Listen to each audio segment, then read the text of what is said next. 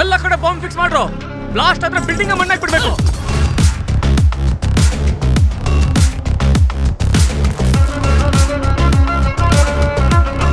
ತೆಗಿರೋ ಕೊಕ್ಕೆನ ತಗದೋಂ ತಕತರಿ ಗಿಟದೋಂ ತಕತರಿ ತಗದೋಂ ತಕತರಿ ಗಿಟದೋಂ ತಕತರಿ ಗಿಟ तगदों। लोगों का फोटो से जो उस दिन हत्या हुआ था उसी वक्त ये लोग होटल के पास घूम रहे थे। आप इन लोगों को पहचान सकते क्या सर?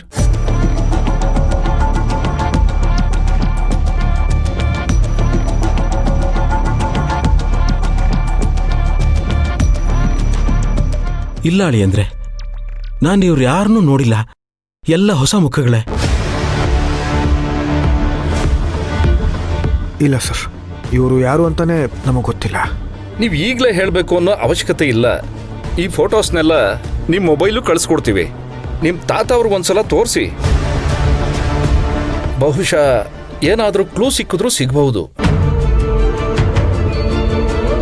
ನಾವು ಮತ್ತೆ ಈ ವಿಷಯವಾಗಿ ನಿಮ್ಮನ್ನ ಭೇಟಿ ಮಾಡ್ತೀವಿ. ಆಗಲಿ ಸರ್. सूर्या जी, इस केस के बारे में कुछ बात करना है. आपको एक बार स्टेशन आना पड़ेगा.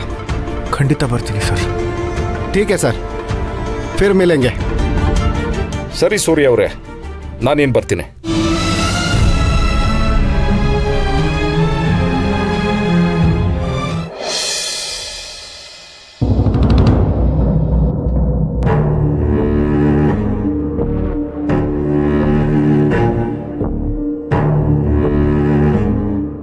ಹೇಗಿದ್ದು ಮನೆ, ಹೇಗಾಗೋಯ್ತು? ಈ ತರ ಇದ್ರೆ ನನಗೂ ಕಷ್ಟ ಆಗುತ್ತೆ. ಭಾಗ್ಯಮ್ಮ,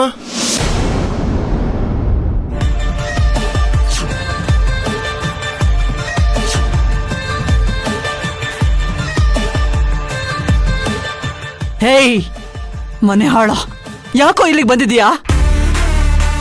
ನಿನ್ನ ಮನೆ ನನ್ನ ಮನೆ ಅಲ್ವಾ ಭಾಗ್ಯ? ನಿನ್ನ ದುಃಖ ನನ್ನ ದುಃಖ ಅಲ್ವಾ?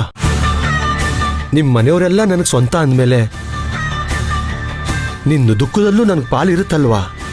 ಮತ್ಯಾವ ಹೊಸ ನಾಟಕ ಆಡೋದಿಕ್ ಬಂದಿದ್ಯಾ ನೀನು? ನೆಟ್ಟಿಗೆ ಗಂಡನ ಪಾತ್ರನೇ ನಿಭಾಯಿಸಕ್ಕೆ ಬರ್ದಿರೋ ನಟ ನಾನು. ಇನ್ಯಾವ ನಾಟಕ ಆಡ್ಲಿ? ನನ್ನಲ್ಲಿರೋ ಕಲೆ ನಿನಗೆ ಕಸಕ್ ಸಮ ಅಂತ ನಂಗೆ ಚೆನ್ನಾಗಿ ಗೊತ್ತು.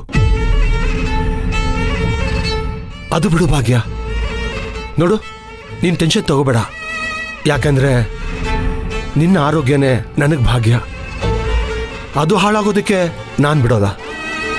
ನೋಡು ಭಾಗ್ಯ, ನಾನು ನಿನಗೆ ತೊಂದರೆ ಕೊಡೋದಕ್ಕೋ ಅಥವಾ ಯಾವುದೋ ಕೆಟ್ಟ ಉದ್ದೇಶ ಇಟ್ಕೊಂಡು ನಾನು ಇಲ್ಲಿಗೆ ಬಂದಿಲ್ಲ.